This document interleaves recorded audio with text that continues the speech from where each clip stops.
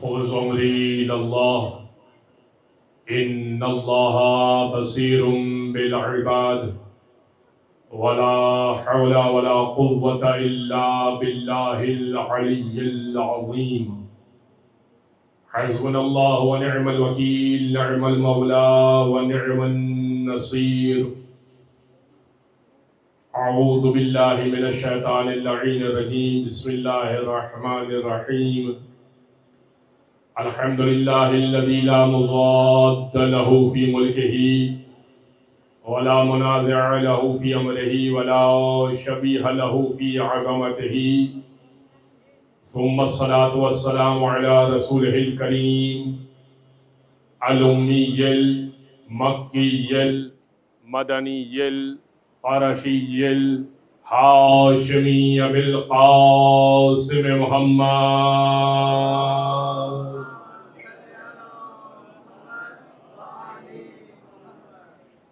وعلى أهل بيته الطيبين الطاهرين واللعنة الدائمة على أعدائهم أجمعين من يوم ظلمهم وعداوتهم إلى قيام يوم الدين أما بعد فقد قال الله سبحانه وتعالى في محكم كتاب مبين بسم الله الرحمن الرحيم يوم ندعو كل أناس بإمامهم وقال تبارك وتعالى في كتاب مبين أيضا وكل شيء أحصيناه في إمام مبين صلوات على محمد وآل محمد اللهم صل على محمد وآل محمد. حضرات گرامی، یہ مجلسیں اس لیے ہو رہی ہیں تاکہ ہم عالم اسلام کو بتا سکیں کہ یہ غم فقط کسی فرقے سے خاص، کسی مسلک سے خاص، کسی دین سے خاص نہیں ہے. ہم یہ دنیا کو بتا سکیں، فقط عالم اسلام کو نہیں، دنیا کو بتا سکیں کہ جو حسین ابن علی کا ساتھ دے سکتا ہے اور آنا چاہتا ہے وہ اس بزم میں آ سکتا ہے. اس لیے کہ یہ مجلسیں امتیاز پیدا کرتی ہیں کہ کون حسین کے ساتھ ہے اور کون یزید کے ساتھ ہے. شاعر نے کیا خوب کہا کہ کچھ دیر فرض کیجئے یہ مجلسیں نہ ہو، کچھ دیر فرض کیجئے یہ مجلسیں نہ ہو، سارا جہاں حسین کا قاتل دکھائی دے. مجلسیں اس لیے ہو رہی ہیں کہ اگر آپ حسین والے ہیں تو آ جائیے. یہاں کہیں نہیں لکھا ہوا کہ شیعہ افراد آ سکتے ہیں، غیر شیعہ نہیں آ سکتے، مسلمان آ سکتے ہیں، غیر مسلم نہیں آ سکتے. یہ حسین ابن علی کا ذکر ہے، یہاں پر سب آ سکتے ہیں. اگر محبت ہے تو ہر شخص آ سکتا ہے. بس گرامی، میں آپ کی خدمت میں جس عنوان کو لے کر آیا ہوں اس عنوان پہ گفتگو کرنا مقصود ہے، لیکن اس عنوان سے پہلے چونکہ آپ کا ذوق ہے کہ اشعار کو سنتے ہیں تو اس خاطر میں نظر کر دوں کہ دیکھیے کہ ایک طبقہ وہ ہے کہ جو علی کی امامت کا قائل ہے اور ایک طبقہ علی سے ہٹ کر امامت کا قائل ہے. تو علی والوں کے اندر کیا اثر پیدا ہوتا ہے؟ ہم علی کے دیوانے حادثوں میں پلتے ہیں، خاردار تاروں پہ مسکرا کے چلتے ہیں، ہم تو کود پڑتے ہیں آگ میں علی کہہ کر. بھائی آپ نے آگ کا ماتم دیکھا ہے؟ ہم تو کود پڑتے ہیں آگ میں علی کہہ کر، بعض لوگ حیدر کے نام ہی سے جلتے ہیں. ذکر مرتضی چھیڑا کیا برا کیا میں نے, ذکر مرتضی چھیڑا کیا برا کیا میں نے, آپ اس طرح سے پہلو کس لیے بدلتے ہیں. صلوات پڑھتے محمد و آل محمد.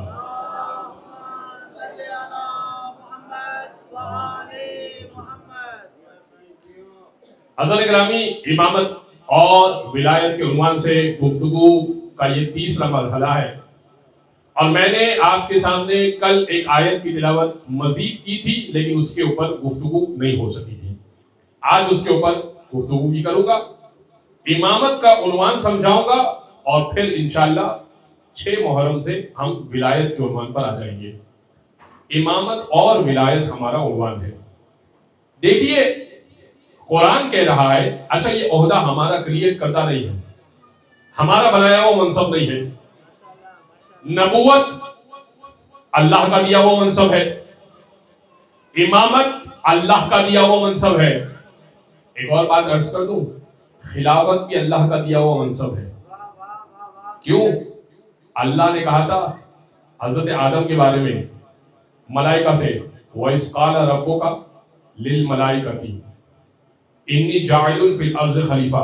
حبیب اس وقت کو یاد کیجئے جب پروردگار ملائکہ سے کہہ رہا ہے انی جاعل فی الارض خلیفہ, میں زمین پر خلیفہ بنانے جا رہا ہوں. تو خلافت عہدہ الہی ہے, امامت بھی عہدہ الہی ہے. میں انشاءاللہ اس پہ مفصل گفتگو کروں گا, لیکن آگے چل کر ابھی سن لیجئے امامت کی آیت. یوم ندعو کل اناس بامامہم, اس کے اوپر میں نے بات کی. آج میں اس آیت پہ بات کروں گا, وَكُلَّ شَيْءٍ أَحْصَيْنَاهُ فِي إِمَامٍ مُبِينٍ. ہر چیز کو ہم نے امام مبین میں بند کر کے رکھا. سورہ یاسین کی مشہور و معروف آیت ہے, آیت کا نشان ہے 12واں, وَكُلَّ شَيْءٍ أَحْصَيْنَاهُ فِي إِمَامٍ مُبِينٍ. ہر چیز کو ہم نے امام مبین کے اندر بند کر کے رکھا. ٹھیک ہے, تو یہ 2 آیتیں ہو گئی نا امام مبین سے متعلق یا امام سے متعلق. ایک اور آیت سنتے جائیے گا. میں قبلہ سے التماس کروں گا کہ آگے تشریف لے آئیے. صلوات پڑھیں محمد و آل محمد.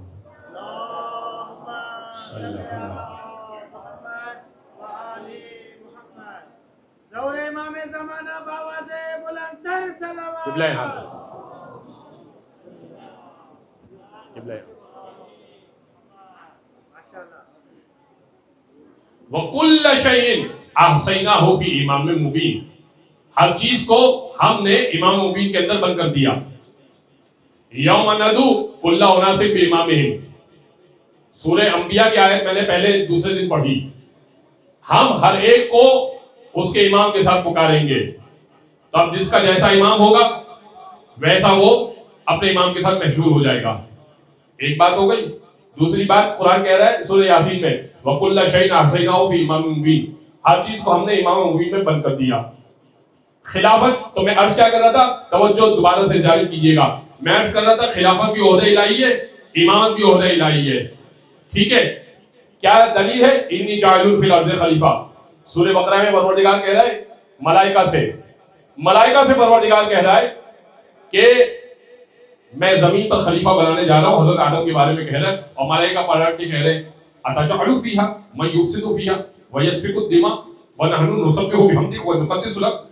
اسے خلیفہ بنائے گا جو زمین میں فساد برپا کرے گا, ویسفک الدماء, اور خون بہائے گا, ونحن نسبح بحمدک ونقدس لک.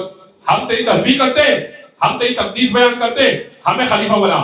تو ملائکہ کے زوم میں توجہ رکھیے گا, ملائکہ کے زوم میں اور ملائکہ کی سمجھ میں خلیفہ وہ ہوتا ہے جو زیادہ عبادت کرتا ہے. ملائکہ کے زوم میں اور ملائکہ کی سمجھ کے مطابق خلیفہ وہ ہوتا ہے جو زیادہ عبادت کرتا ہے. اور پروردگار کہہ رہا ہے وَعَلَّمَ آدَمَ الْأَسْمَاءَ كُلَّهَا. آدم کو ہم نے تمام نام تعلیم دے دیے. اور اللہ کے نزدیک معیار خلافت علم ہوتا ہے. ٹھیک ہے, تو اب اگر کسی کی عبادت ہو اور کسی کے پاس علم ہو تو معیار خلافت علم ہوگا. عبادت نہیں ہوگی. ایک بات تو طے ہو گئی. تو اب میں عرض آپ کی خدمت میں کیا کر رہا ہوں, عہدہ نبوت اللہ کا عہدہ, عہدہ خلافت اللہ کا عہدہ, اور عہدہ امامت بھی اللہ کا عہدہ. اسی سورہ بقرہ میں پروردگار نے کہا, میں کل پوری ڈیٹیل سے اس بات کو ذکر کروں گا کہ حضرت ابراہیم کو امامت کس طرح سے ملی, کیا ہو. ابھی فقط تذکر کی حد تک میں آپ کی خدمت پیش کر رہا ہوں. وَإِذِ ابْتَلَىٰ إِبْرَاهِيمَ رَبُّهُ بِكَلِمَاتٍ فَأَتَمَّهُنَّ قَالَ إِنِّي جَاعِلُكَ لِلنَّاسِ إِمَامًا. حبیب اس وقت کو یاد کیجئے جب ہم نے ابراہیم کو مبتلا و امتحانات کیا. حضرت ابراہیم کو کچھ امتحانات دینے پڑے. کیا دینے پڑے انشاءاللہ گفتگو ہوگی. حضرت ابراہیم کو کچھ امتحانات دینے پڑے. فَأَتَمَّهُنَّ 100% کامیاب ہوئے. اتمہن سیگا ہے, یعنی تمام کر دیا, اس میں بہترین کامیابی حاصل کی. فَأَتَمَّهُنَّ قَالَ إِنِّي جَاعِلُكَ لِلنَّاسِ إِمَامًا. اللہ کہنے لگا ابراہیم, اے حضرت ابراہیم, ہم نے آپ کو انسانیت کا امام بنایا. نبوت اللہ کا عہدہ, خلافت اللہ کا عہدہ, امامت اللہ کا عہدہ. بھائی آپ بحث کرتے رہیے کہ خلافت ان کا حق تھی اور امامت ان کا حق تھی. نہیں بھائی, خلافت بھی علی کا حق تھا, امامت بھی علی کا حق تھا. توجہ ہے, عہدہ الہی ہے.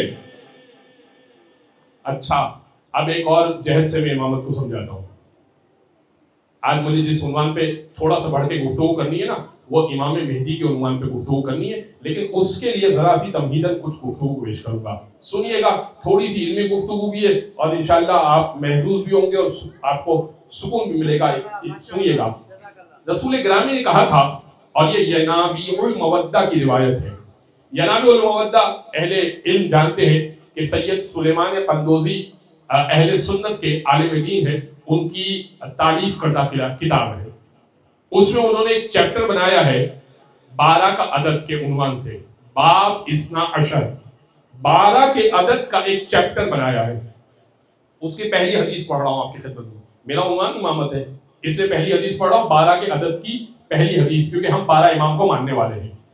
تو آپ سنیے گا پہلی حدیث. سیکونو, وہ لکھتے ہیں کہ راوی کہتا ہے کہ رسول اللہ نے فرمایا, سیکونو ائمتی 12 من بعدی, ان قریب میرے بعد 12 امام ہوں گے. اولہم علی و آخرہم مہدی, ان کا پہلا علی ہوگا, ان کا آخری مہدی ہوگا. نیچے وہ لکھتے ہیں اپنا حاشیہ ڈال کے سید سلیمان قندوزی کہ اس روایت کے اندر بیچ کے نام تحریر نہیں ہے. پہلا نام بتا دیا علی, آخری نام بتا دیا مہدی, اور عدد بتا دیا کہ 12 امام میرے بعد ہوں گے. لیکن اتنا طے ہے, توجہ رکھے گا, اتنا طے ہے کہ جو بیچ کے افراد ہیں نا, یا علی جیسے ہوں گے یا مہدی جیسے ہوں گے, یا علی جیسے ہوں گے یا مہدی جیسے ہوں گے. اچھا, اگلی حدیث انہوں نے لکھی, باب تو 12 کا عدد ہے, کہے نا 12 کا باب ہے. 12 یعنی 12, ٹھیک ہے, ہم 12 نہیں ہے, 12 امام کے ماننے والے ہیں. تو 12 کے عنوان سے جتنی حدیثیں ان کو مل پائیں انہوں نے لکھ دی. یہ الگ بات ہے کہ بعض نے کہا کہ بھائی یہ کتاب ہی ضعیف ہے, بعض نے کہا کہ یہ چیپٹر ضعیف ہے, بعض نے کہا یہ احادیث ضعیف ہے, الگ الگ باتیں. تو اب سنیے گا, اگلی حدیث انہوں نے لکھی کہ رسول اللہ نے ایک دن یہ فرمایا کہ میرے بعد 12 امام ہوں گے اور ایک ایک کے نام بھی تعلیم دیے. فرمایا علی ہوں گے, پھر حسن ہوں گے, پھر حسین ہوں گے, اور پھر یہ فرمایا کہ حسین کی صلب سے, حسین کی نسل سے 9 ہوں گے. یہاں پر بقیہ 9 کا تذکرہ نہیں کیا, یہ دوسری حدیث ہے. تب یہ 3 امام کا ذکر آ گیا, بقیہ 9 کا تذکرہ نہیں کیا, یہ دوسری حدیث ہے. ٹھیک ہے, تیسری حدیث انہوں نے نقل کی, اس میں پھر رسول اللہ کے یہی جملے, میرے بعد 12 امام ہوں گے, اور اس کے بعد 12 کے نام رسول خدا نے 12 نام بیان فرمائے. میں ابھی سب حدیث ظاہر ہے کہ پوری نہیں پڑھ سکتا, ظاہر ہے کہ میں آپ کو نتیجے تک پہنچانا چاہتا ہوں. چوتھی حدیث ہے, رسول اللہ نے کسی اور بزم میں, اب یہ مختلف اوقات کی حدیث ہے, کسی وقت میں یہ فرمایا, کسی وقت میں یہ فرمایا. ایک اور موقع پر رسول اللہ نے نام کے بعد ولدیت بھی تعلیم دی کہ علی ابن ابی طالب, حسن ابن علی, حسین ابن علی, ٹھیک ہے، علی زین العابدین ابن حسین، ٹھیک ہے. تو اب نام کے ساتھ ولدیتیں بتائیں، ایک اور حدیث بیان کر دی. نتیجہ یہ لکھا کہ اس کا مطلب یہ ہوگا کہ فقط نام والا بھی امام نہیں ہو سکتا، یہی ولدیت ہو تو امام ہوگا. اچھا اب کوئی کہہ دے کہ میرا نام علی ہے، میرے باپ کا نام حسین ہے، تو میں بھی امام ہوں، علی ابن حسین. ایک اور حدیث میں رسول خدا نے نام کے ساتھ ولدیت کے ساتھ القاب بھی بیان کیے. علی ابن ابی طالب امیر المومنین، حسن ابن علی المجتبی چنا ہوا، حسین ابن علی الشہید بکربلا، علی ابن الحسین زین العابدین سید الساجدین، عبادتوں کی زینت، سجدہ کرنے والوں کا سردار. تو اب پوری امت 12 لے کر بھی آئے اور علی بھی لے آئے نام والا. ابھی نام والا ولدیت بھی ویسی ہی ہو، ابو طالب ولدیت ہو، عمران نام ہو. ابو طالب کا حضرت ابو طالب کا اصل نام عمران تھا، تو اب سنیے ابو طالب ولدیت بھی وہی ہو، علی لا کر بھی لے. امیر المومنین کہاں سے لائیں گے؟ مجتبی کہاں سے لائیں گے؟ شہید کربلا کہاں سے لائیں گے؟ عبادتوں کی زینت کہاں سے لائیں گے؟ باقر العلوم، علوم کے پھیلانے والا کہاں سے لائیں گے؟ صادق الوعد، وعدے کا سچا کہاں سے لائیں گے؟ غصے کو پی جانے والا کہاں سے لائیں گے؟ نقاوت نقویہ، پاکیزگی والا کہاں سے لائیں گے؟ ہیبت عسکریہ، عسکری کی ہیبت کہاں سے لائیں گے؟ تقوی کا تقوی کہاں سے لائیں گے؟ اور مہدی کی غیبت کہاں سے لائیں گے؟ نعرہ حیدری، صلوات پر محمد وآل محمد. اور پھر ایک بات لکھی، کیا لکھی؟ لکھا کہ اس کا مطلب یہ ہے کہ رسول اللہ کے بتائے ہوئے آئمہ ولدیتیں بھی وہیں سے لاتے ہیں، القابات بھی وہیں سے لاتے ہیں. وہ اور ہوتے ہیں جو آتے ہیں، کچھ سرداری پاتے ہیں، کچھ رتبہ دنیاوی پاتے ہیں، پھر ادھر ٹائٹل اور ادھر ٹائٹل لگواتے ہیں، کبھی امیر المومنین کہلواتے ہیں، اور رسول کا بنایا ہوا منصوص من اللہ امام وہ ہوتا ہے جو آتا بھی اللہ کے پاس سے ہے، لقب بھی اللہ کے پاس سے لایا کرتا ہے. اس کو القابات کی ضرورت نہیں ہوتی ہے کہ بھائی مجھے کوئی سچا کہہ دے، مجھے کوئی علوم کا ماہر کہہ دے. اتنے واقعات ہیں چھٹے امام کے، انشاءاللہ اگر کچھ موقع ہوا تو میں چھٹے امام کی کچھ بات کروں گا. امام جعفر کی چونکہ ہم جعفری ہیں تو ہمیں امام کے بارے میں کچھ بات پتہ ہونی چاہیے. لیکن عزیزان گرامی ایک شرعی مسئلہ عرض کر دیتا ہوں کہ ابھی چھٹے امام کے پاس ایک شخص آئے، اور اہل سنت کا بہت بڑا نام ہے، اب میں نام تذکرہ نہیں کرتا. انہوں نے امام موسی کاظم کو، میں نے کہا ایک بات عرض کی تھی، میں وہیں سے متصل ہو جاتا ہوں، کہ امام بچپنے میں بھی امام ہوتا ہے. 2 واقعات میں نے آپ کی خدمت میں عرض کیے تھے، ایک فطرس والا واقعہ، ایک اشرح کو چیرنے والا واقعہ. آج ذرا علم کی بات بھی سن لیجیے گا، ٹھیک ہے نا؟ قبلہ آئے تو ان سے فیض حاصل کرتے ہوئے. تو اب کچھ علم کی بات بھی سن لیجیے گا. چھٹے امام کے پاس ایک شخص آیا، بہت بڑا نامور عالم ہے، نام نہیں لیتا، بہت مشکلات ہیں نام لینے میں. انہوں نے کہا کہ آپ کے صاحبزادے ایسی جگہ سے نماز پڑھ رہے ہیں جہاں سے نا لوگ آگے سے گزر رہے ہیں. اب عالم اسلام میں ایک مسئلہ تو یہ ہے، اختلاف تو یہ ہے کہ نمازی کے آگے سے گزرنے سے نماز باطل ہوتی ہے یا نہیں ہوتی. جعفری عقیدے والا، اثنا عشر والا، مولا متقیان کا چاہنے والا، حسینی، اس کے آگے سے آپ گزر جائیے، نماز پہ کوئی فرق نہیں پڑتا. فقہ جعفریہ کا یہی مسئلہ ہے، ٹھیک ہے نا؟ فقہ جعفریہ کا تو یہی مسئلہ ہے، گزر جائیے آگے سے، کوئی مسئلہ نہیں ہے. اب امام موسی کاظم ایک ایسی جگہ پر نماز پڑھ رہے تھے، چھٹے امام کے بیٹے امام موسی کاظم صاحب امام ایسی جگہ پہ نماز پڑھ رہے تھے کہ لوگوں کی آمد و رفت ہو رہی تھی. تو ان بزرگ نے اب میں اشارتاً کہہ دیتا ہوں تاکہ آپ تک اگر شاید نام پہنچ جائے.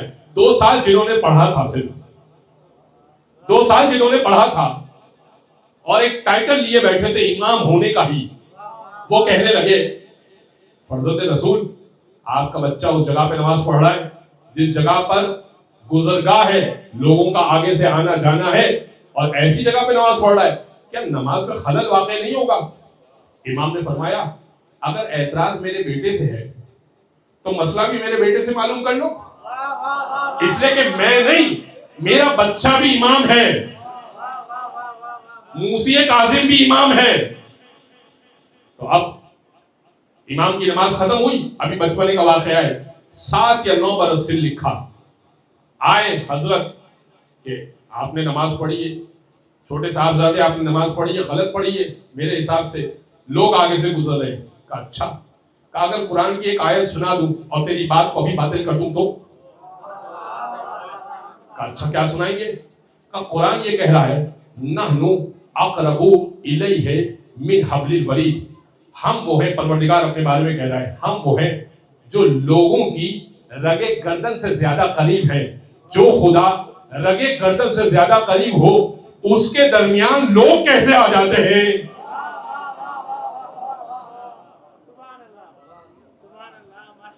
بڑے واقعات ہیں اہل بیت اطہار کے. بچپن کا یہ عالم ہے کہ قرآن یوں سناتے ہیں کہ باقی کا پورا کیریئر تباہ ہو سکتا ہے. لہذا امام بچپن میں امام ہے، امام جوانی میں امام ہے، امام بڑھاپے میں امام ہے. چلے بڑھاپے کا بھی ایک واقعہ کل سنانا چاہ رہا تھا، بات رہ گئی تھی. آج کچھ تعداد زیادہ ہے، یعنی کچھ اور افراد بھی آئے ہوئے تو سن لیجئے. امام علی النقی کا واقعہ بہت کم تذکرہ ہوتا ہے. امام علی النقی 10ویں امام کا. ایک صلوات پڑھ دے محمد وعلی محمد اللہم صلی علی محمد وعلی محمد. امام علی النقی کو متوکل عباسی نے کہا 42 سال کی مولا کی عمر مبارک ہے، ٹھیک ہے، 42 سال. 42 سال میں عام طور پہ انسان میں اتنی پھرتی نہیں ہوتی. عام طور پہ انسان میں، توجہ رکھیے گا میرے جملوں کی طرف کہ کوئی غلط اس کو نہ لے جائے، عام طور پہ انسان میں اتنی پھرتی نہیں ہوتی کہ وہ مہارت سے تیر اندازی کر سکے اور نشانہ بالکل صحیح لے سکے. اس دور میں بھی اگر 42-45 سال کے بندے کو آپ رائفل یا اسنائپر پکڑا دیجئے اور کہیے کہ ایگزیکٹ وہ ڈاٹ جو دکھ رہا ہے 1 کلومیٹر کے فاصلے پر یا آدھے کلومیٹر کے فاصلے پر اس پہ نشانہ لگاؤ، یا آنکھ یا ہاتھ چوکے گا، یعنی جس کی وجہ سے نشانہ چوکے گا، ٹھیک ہے نا. یہ تقاضا ہے، بشری ہے. اب متوکل نے امام کو زج کرنے کے لیے یا نعوذ باللہ من ذالک امام کو نیچا دکھانے کے لیے تیر اندازی کا مقابلہ رکھا اپنے دربار میں متوکل عباسی نے، اور اس کو ٹائٹل دیا گیا تاریخ میں اخبث العباسیین کا. عباسیوں میں خبیث ترین یہ تھا. آپ کہتے ہیں نا یا لیتنی کنت معکم فافوز فوزا عظیما، زیارت کے جملے پڑھتے ہیں نا آپ، امام حسین کی زیارت کے جملے، یہ زیارت عاشورہ میں بھی ہے، زیارت والثہ کے آخر میں بھی اسی طرح کے جملے ہیں کہ کاش میں آپ کے ساتھ ہوتا فافوز فوزا عظیما، میں بلند درجوں پر فائز ہوتا. اے حسین کاش میں آپ کے ساتھ ہوتا، کاش میں کربلا میں آپ کے ساتھ ہوتا. اور مولا رضا نے بھی یہ تعلیم دیا ہے. پسر شبیب سے کہا تھا، ریان بن شبیب سے، جو میں نے پہلی محرم کو روایت پڑھی تھی، ادھوری روایت پڑھی تھی، اس کا ایک جملہ سن لیجئے گا. ریان بن شبیب سے کہا تھا اگر تو چاہتا ہے کہ تجھے وہ ثواب ملے مثل لمن استشهد مع حسین ابن علی، وہ جو حسین ابن علی کے ساتھ شہید ہو گئے، اگر تجھے وہ ثواب چاہیے. اب بس میں بیٹھے ہوئے نا جتنے افراد یہاں پر اس فرش عزا پر، سب چاہتے ہیں نا کہ کربلا والوں والا ثواب مل جائے. چاہتے ہیں اپنی چاہتے، میں تو چاہتا ہوں بھائی شہدائے کربلا کے ساتھ شریک ہونا، حبیب ابن مظاہر کے ساتھ محشور ہونا، بلیر حمدانی کے ساتھ محشور ہونا. امام رضا نے فرمایا، 8ویں امام نے کہ اگر تو چاہتا ہے کہ تجھے وہی ثواب مل جائے تو ایک متا ما ذکرتا، جب موقع ملے، جب ذکر کر سکے، ایک جملہ کہا کر، یا لیتنی کنت معکم، کاش میں آپ کے ساتھ ہوتا. فافوز فوزا عظیما، تو بلند درجوں پر فائز ہو جاتا۔ زیارت کے جملوں کو معمولی نہ سمجھے۔ اچھا اگر آپ کو یہ جملہ سمجھ میں نہیں آیا، آپ کہیں گے مولانا صاحب نے بتا تو دیا لیکن اب یہ یاد تو نہیں رہا، مجلس تمام ہو گئی، اب یہ کیسے کہیں؟ تو میں آپ کو آسان سا حل بتاتا ہوں۔ اہل بیت کے گھر میں نا کمی نہیں ہے، آپ کے پاس نیت ہونی چاہیے۔ آپ یہ جملہ اردو میں بول دیجئے گا، کاش مولا آپ کے ساتھ ہوتا تو بلند درجوں پہ ہوتا۔ جب جب ذکر حسین ابن علی کا آپ کے ذہن میں آئے، جب جب یاد آ جائے حسین ابن علی کی، کاش مولا حسین آپ کے ساتھ ہوتا۔ شہدائے کربلا کا کے ساتھ محشور ہو جائے۔ اچھا میں عرض کر رہا تھا آپ کی خدمت میں، تیر اندازی کا اس سے مقابلہ رکھا۔ ہم کہتے ہیں یا لیتنی کنت معکم فافوز فوزا عظیما، کاش حسین ابن علی آپ کے ساتھ ہوتا۔ وہ بھی یہی کہتا تھا متوکل، یا لیتنی کنت معکم، اس معکم میں اس کی مراد یہ ہوتی ہے کہ آپ کے ساتھ ہوتا سے مراد تھی یزید کے ساتھ کہتا تھا کاش اے یزید تیرے ساتھ ہوتا تو حسین سے بدلہ لیتا۔ اتنا خبیث ترین آدمی تھا کہ اس کے سامنے ایک شخص لایا گیا جو بہت بڑا محدث تھا اور بوڑھا آدمی تھا۔ متوکل نے، اب میں ذرا تعارف کرا رہا ہوں متوکل کا تاکہ واقعے کا آپ کو لطف آ سکے۔ متوکل کے سامنے وہ بوڑھا محدث لایا گیا، متوکل نے چھیڑنے کی غرض سے کہنے لگا مجھے یہ بتا کہ میرے دو بچے اچھے ہیں یا علی کے دو بچے حسن و حسین اچھے ہیں؟ بغض علی اتنا تھا اس کے دل میں۔ اس نے کہا تیرے بچے کہاں ہو، علی ابن ابی طالب کے بچے کہاں؟ کہا میں نے رسول خدا کے سلسلے سے ایک حدیث سنی ہے، یعنی مجھ تک پہنچی ہے کہ من احبہما، رسول نے دونوں بچوں کو اپنے ساتھ رکھا تھا، حسن و حسین کو اپنے ساتھ رکھا تھا اور فرمایا تھا من احبہما فہوا فی الجنت معی، اگر کوئی ان دونوں سے محبت کرے گا، حسن و حسین سے محبت کرے گا، فہوا فی الجنت معی، جنت میں میرے ساتھ ہوگا۔ کہا یہ تو ہے حسین کے بارے میں، رسول کے بچوں کے بارے میں، تیرے بچے کہاں ہوئی؟ اس کے لیے کیا کچھ وارد ہوا یا کیا کوئی فضیلت ہے؟ اس نے اس کو سزا دی 1000 کوڑے کی۔ 1000 کوڑے میں انسان مر جاتا ہے، بعض دفعہ 50-100 کوڑے میں مر جاتا ہے۔ 1000 کوڑے کی سزا دی۔ اطراف کے لوگوں نے بتایا حضور یہ شیعہ محدث نہیں ہے، یہ ہمارا محدث ہے، اہل سنت کا محدث ہے، ہمارے عقیدے والا ہے۔ کہا اچھا چلو پھر سزا کم کرتا ہوں، 500 کوڑے مارو۔ کہا کیوں؟ اب تو آپ کے عقیدے والا ہے نا۔ کہا نہیں، بھرے دربار میں حسن حسین کی فضیلت بیان کیسے کی؟ اتنا بغض تھا اس کے دل میں۔ اب سمجھ میں آ گیا متوکل کیسا بندہ تھا۔ اس نے امام کے دور میں تھا، امام علی النقی کے دور میں، اس نے تیر اندازی کا مقابلہ کروایا۔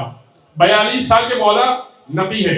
عنوان ذہن میں رہے اور بات ذہن میں رہے جس بات کے تحت میں یہ بات کرنا چاہ رہا ہوں۔ بات یہ ہے کہ بچپنے میں امام ہے، جوانی میں امام ہے، بڑھاپے میں امام ہے۔ کل میں نے بچپن کی بات کی تھی، آج ایک واقعہ سنایا، اب بڑھاپے کا سن لیجئے۔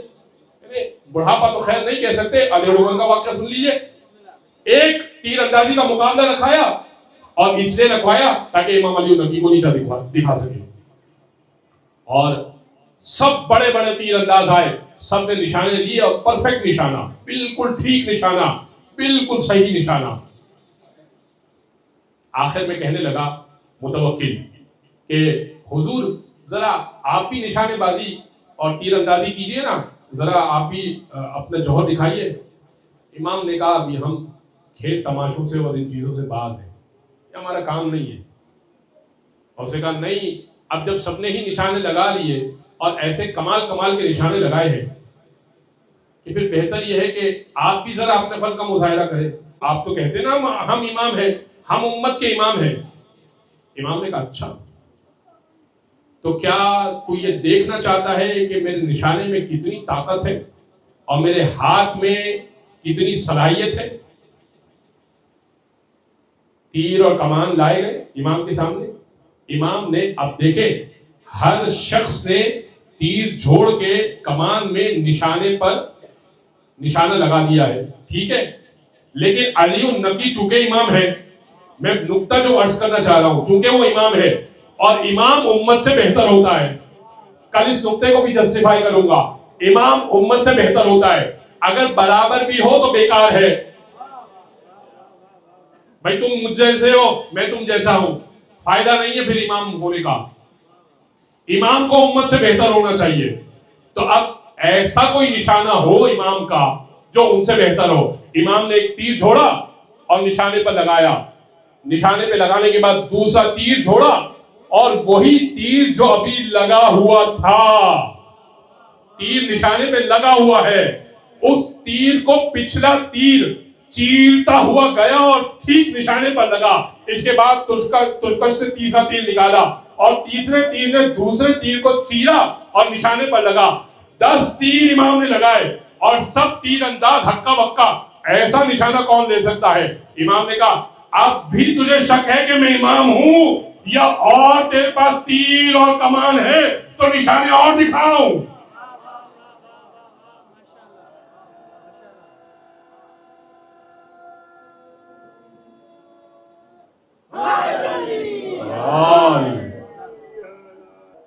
لہذا امام کون ہے؟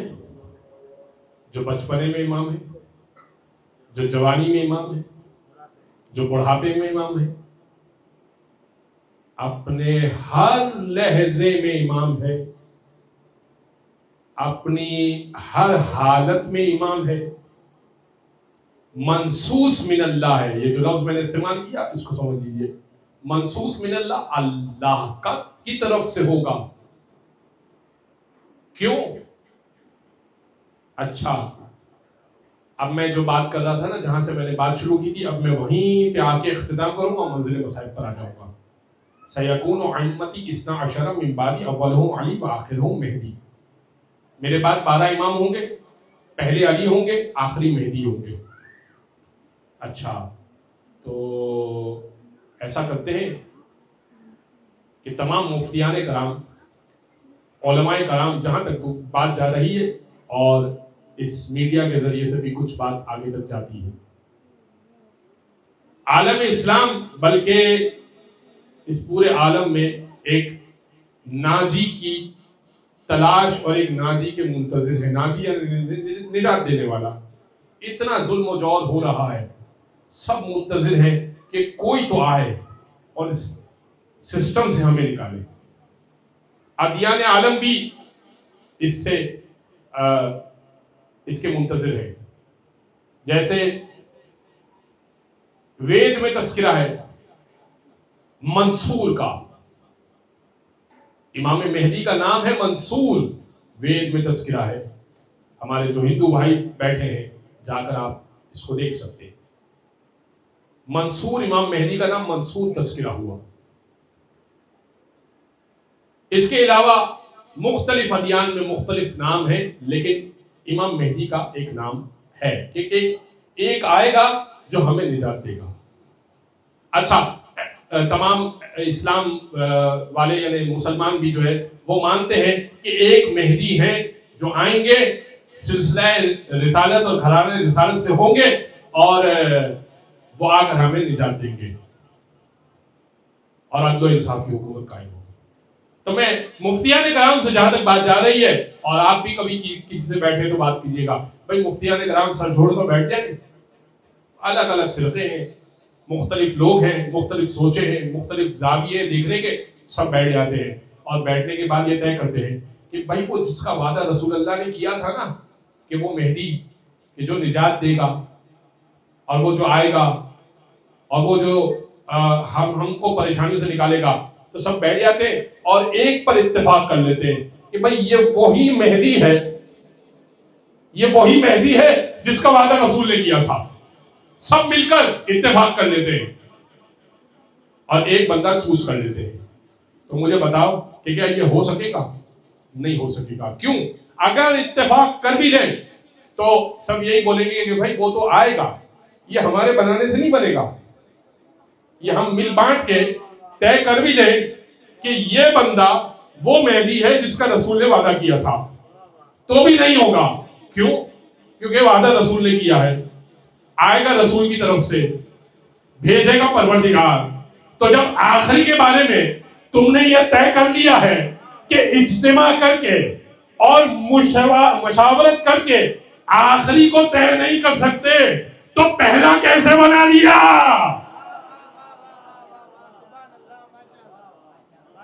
بھائی وہ پہلا بھی رسول میں دے گا نا, وہ پہلا بھی رسول دے گا. جب آخری رسول دے گا, آخری اللہ کی جانب سے آئے گا, تو پہلا بھی اللہ کی جانب سے آئے گا. بیٹھ کر طے نہیں ہو سکے گا کہ پہلے یہ بن جاتے ہیں پھر اس کے بعد یہ نہیں. جسے رسول بنا دیں گے وہ ہوگا. اور پھر میں نے عرض کیا تھا, بس اس کو تمام کرتا ہوں, کہ کمالات میں, فضائل میں وہ ہر لحاظ سے, ہر طریقے سے اعلیٰ و ارفع ہوگا.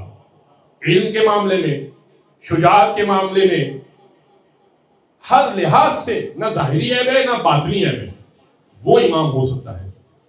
ذرہ برابر اگر عیب ہے, ذرہ برابر, امت کا امام نہیں ہو سکتا. بس اگر یہ بات سمجھ میں آ گئی تو میرے دوستوں, میرے عزیزوں, میں نے اپنے موضوع کو بس یہاں پر روک دیا, اور کل انشاءاللہ کچھ آپ کی خدمت میں پیش کروں گا کہ ہر چیز امام مبین کے اندر اللہ نے کیسے بند کر کے رکھی ہے. کل شیء احصیناہ فی امام مبین. آج پھر اس پر بات رہ گئی, میں نے پھر امام مہدی کا بھی کچھ تھوڑا سا تذکرہ کرنا تھا. ہر چیز کو ہم نے امام مبین کے اندر بند کر کے رکھا ہے. بس یہ روایت سن لیجیے, میں منزل مذاہب پر آتا ہوں. جیسے یہ آیت اتری نا کہ ہم جو ہے انا نحن نحیی الموتى ونکتب ما قدموا آثارہم, ہم مردے کو زندہ کریں گے اور جو تم آگے بھیجو گے اس کو ہم لکھ لیں گے. وَكُلَّ شَيْءٍ أَحْصَيْنَاهُ فِي إِمَامٍ مُبِينٍ, اور ہر چیز کو ہم نے امام مبین کے اندر مبین کر دیا ہے. توجہ رہے, کتاب مبین نہیں کہا. کتاب مبین کے اندر آیت الگ ہے. کتاب مبین یعنی کھلی ہوئی کتاب, پوری ایسی کتاب جو بہت واضح ہو. کتاب مبین اور ہے, امام مبین اور ہے. کل اس کے اوپر گفتگو کروں گا, لیکن ابھی اس امام مبین کو سمجھ لیجیے. جیسے ہی آیت اتری نا کہ ہر چیز کو ہم نے امام مبین کے اندر بند کر دیا ہے, ایک بڑے صاحب اٹھے اور کہنے لگے, حضور یہ بتائیے کہ وہ امام مبین کون ہے کہ جس کے اندر ہر چیز کو اللہ نے بند کر دیا ہے, ہر چیز کو قید کر دیا. ہر چیز سمجھتے ہیں, کائنات کا سارا علم امام مبین کے ہاتھ میں ہے. اب وہ امام مبین کون ہے؟ وہ کون ہے جس کے پاس سارا علم ہے, ساری چیزیں ہیں؟ وہ کون ہے؟ تو ایک مرتبہ جیسے ہی آیت اتری تو ایک بڑے صاحب اٹھے اور کہنے لگے, حضور یہ بتائیے کہ امام مبین کون ہے؟ کیا توریت ہے؟ رسول اللہ نے فرمایا, تشریف رکھیے ابھی بتاتا ہوں. کچھ دیر گزری, رسول اللہ صاحب سے بات کر رہے تھے, کچھ دیر گزری پھر بلند ہو گئے, کہنے لگے کیا وہ زبور ہے؟ فرمایا کہ آپ ذرا تشریف رکھیے ابھی بتاتا ہوں. پھر کھڑے ہوئے, کہنے لگے انجیل ہے. کہا تشریف رکھیے بتاتا ہوں کہ امام مبین کون ہے. پھر کھڑے ہو گئے, کہنے لگے کیا قرآن مجید ہے؟ ہر چیز امام مبین کے اندر ہے, تو امام مبین سے مراد یہ قرآن ہے؟ فرمایا آپ تشریف رکھیے بتاتا ہوں. پھر کھڑے ہو گئے, کہنے لگے صحف ابراہیم و موسیٰ ہے. سورہ اعلیٰ میں ذکر ہے نا, آخری میں صحف ابراہیم و موسیٰ, ابراہیم و موسیٰ کے صحیفے, حضرت ابراہیم اور حضرت موسیٰ پر صحیفے بھی اترے تھے. کہا صحف ابراہیم و موسیٰ ہے جس کے اندر ہر چیز بند ہے. کہا تشریف رکھیے بتاتا ہوں. پھر کھڑے ہو گئے, کہنے لگے کہ حضرت صالح پر کچھ باتیں اتری تھی, تو کیا وہ امام مبین ہے؟ رسول اللہ نے کہا بیٹھ جائیے. 9 مرتبہ کھڑے ہوئے, 9 مرتبہ رسول نے کہا تشریف رکھیے بتاتا ہوں, تشریف رکھیے بتاتا ہوں. اللہ رے, میں کہوں گا اللہ کے رسول کا صبر کا پیمانہ جو ہے وہ کمال کا تھا. رسول نے کہا کہ تشریف رکھیے بتاتا ہوں, تشریف رکھیے بتاتا ہوں, تشریف رکھیے بتاتا ہوں. فدخل علی فی المسجد, علی مسجد میں داخل ہوئے. کہا کھڑے ہو جائیے, کہا کھڑے ہو جائیے. وہ کھڑے ہو گئے. کہا سوال پوچھیے. کہا یا رسول اللہ امام مبین کون ہے کہ جس کے اندر اللہ نے ہر چیز کو بند کر کے رکھا ہے؟ کہ وہ جو مسجد کے دروازے سے آ رہا ہے، وہ جو مسجد کے دروازے سے آ رہا ہے وہ ہے امام مبین. ایک آفتاب پسے آفتاب آتا ہے، ایک آفتاب پسے آفتاب آتا ہے، علی کے گھر میں علی کا جواب آتا ہے. علی کے گھر میں ہی علی جیسا پیدا ہوگا وہ امام بنے گا. حسین کے گھر میں علی جیسا پیدا ہوگا وہ امام بنے گا. ادھر ادھر نہ جائیے، بھٹک جائیں گے عزیزان گرامی.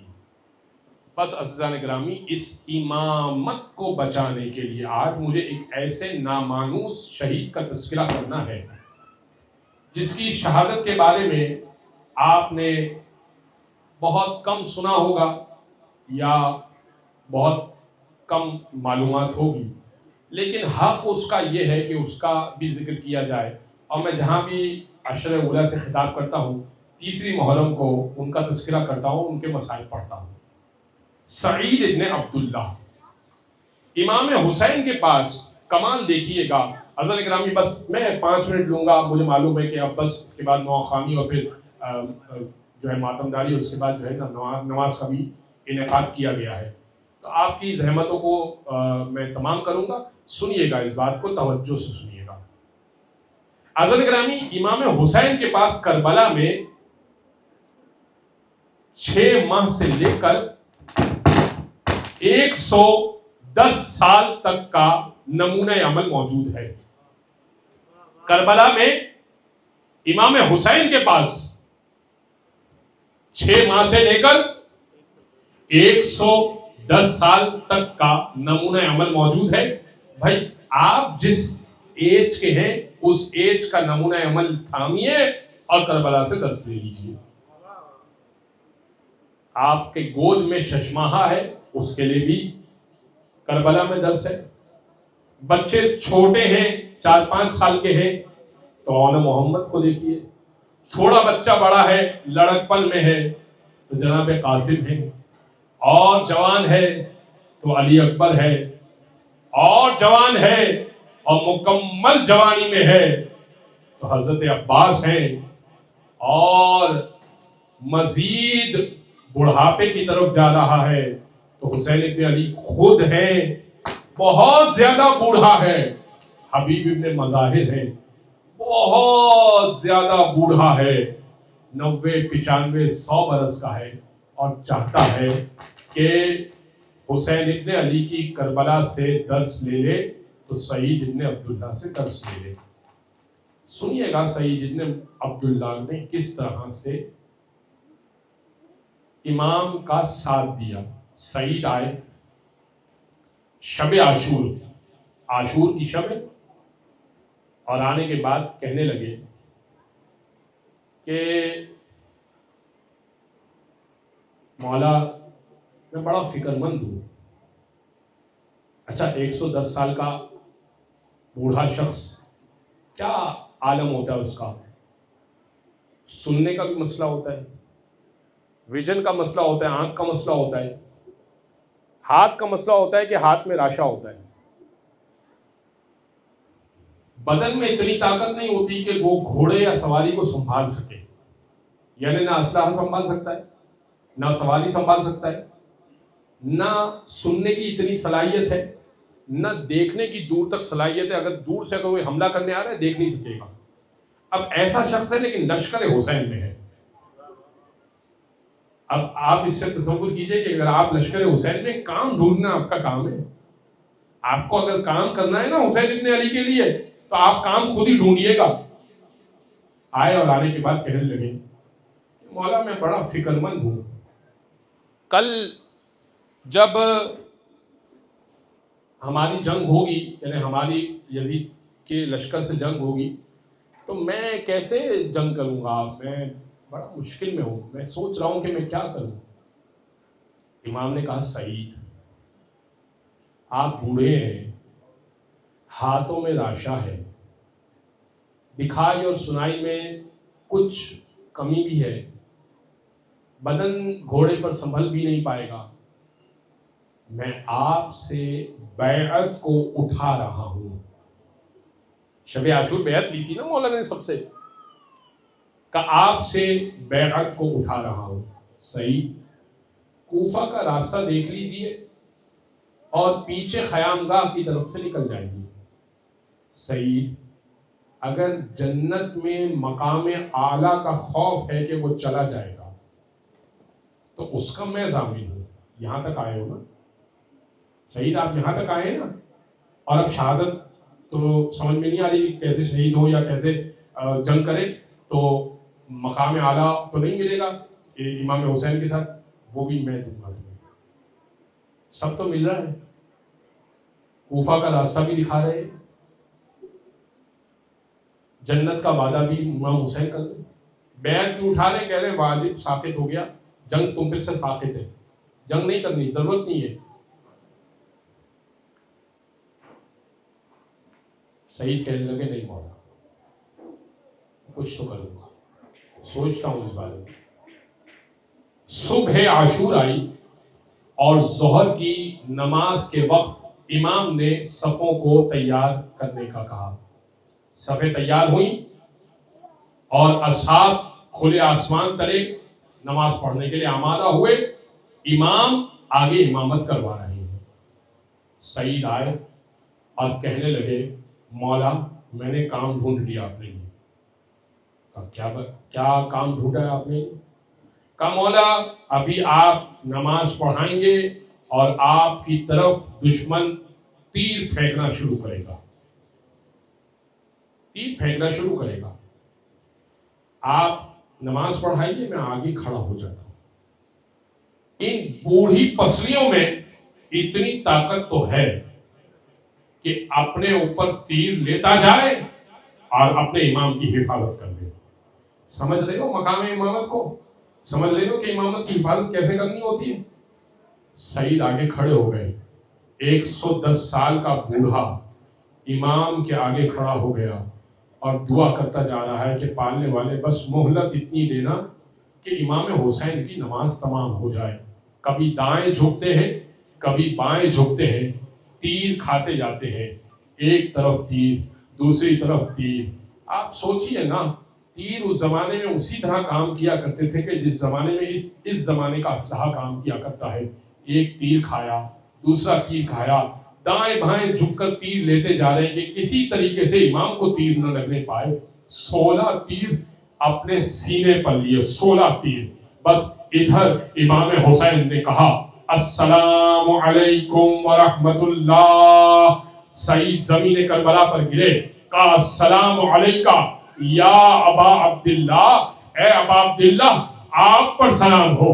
اور گرنے کے بعد کہنے لگے حل وفیتو یابن رسول اللہ، کیا میں نے آپ کے ساتھ وفا کر دی؟ کیا میں نے آپ کے ساتھ وفا کر دی؟ امام کہنے لگے، فرمانے لگے جعلک اللہ من المصلین یا سعید. سعید اللہ آپ کو نمازیوں میں سے قرار دے گا. آپ نے نماز نہیں پڑھی نا، آپ نے حسین کی نماز کی حفاظت کر دی. اور پھر امام نے سعید کا سر اپنے گود میں لیا اور پھر فرمانے لگے سعید انت امامی فی الجنہ. سنیے گا امام حسین کے جملے. امام کہنے لگے انت امامی فی الجنہ، سعید آپ جنت میں آگے آگے ہوں گے، حسین پیچھے پیچھے ہوگا. کیوں؟ کیونکہ آپ نے ابھی آگے کھڑے ہو کر نماز میں حفاظت کی ہے. بس ایک مرتبہ سعید نے جیسے ہی سنا نا، مولا نے دعا دی ہے، کہا ہے انت امامی فی الجنہ، اے سعید آپ جنت میں آگے آگے ہوں گے.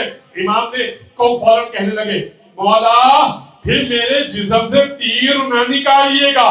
کہا کیوں سعید؟ کہا مولا ابھی تو آپ نے کہا نا جنت میں آگے آگے ہوں گے، قیامت میں آگے آگے ہوں گے. مولا تو میں آپ کی ماں فاطمہ زہرا کو یہ دکھانا چاہتا ہوں کہ آپ کے لخت جگر کے لیے کتنے تیر اپنے سینے پر کھائے ہیں. بس سعید کی آنکھیں بند ہونے لگی. کہنے لگے مولا ایسا محسوس ہوتا ہے سر زانو پر ہے مولا کے، مولا ایسا محسوس ہوتا ہے دائیں جانب کوئی بیٹھا ہے. کہا سعید دائیں جانب میرے بابا علی مرتضیٰ تجھے جنت سے لینے کے لیے آئے ہیں. کہا پھر مجھے محسوس ہوتا ہے بائیں جانب بھی کوئی بیٹھا ہے، ٹھنڈی ٹھنڈی ہوائیں آ رہی ہے۔ کہا ہاں ایسا محسوس صحیح ہو رہا ہے کہ میرا بھیا حسن مصطفیٰ جنت سے تجھے لینے آ رہا ہے۔ کہا مولا کوئی سرحانے بھی بیٹھا ہے؟ کہا سرحانے رسول خدا بیٹھے ہیں، تیرے اوپر سفید بال کی طرح جنت سے تجھے لینے آئے ہیں۔ اور اب سعید نے نیم آنکھوں سے آنکھیں بند کر کے کہا مولا پائنتی کی جانب سے ایسی ٹھنڈی ہوا چل رہی ہے گویا جنت کی ہوا، لیکن محسوس کر رہا ہوں کوئی بیوی بولتے میں آ رہی ہے۔ کہا سعید اپنے مقام کو سمجھ، پاؤں کو سمیت میری ماں فاطمہ جنت سے لینے تجھے آ رہی ہے۔ الا ولعنت اللہ علی القوم الظالمین وسيعلم الذين ظلموا أي منقلب ينقلبون۔ ماتم حسین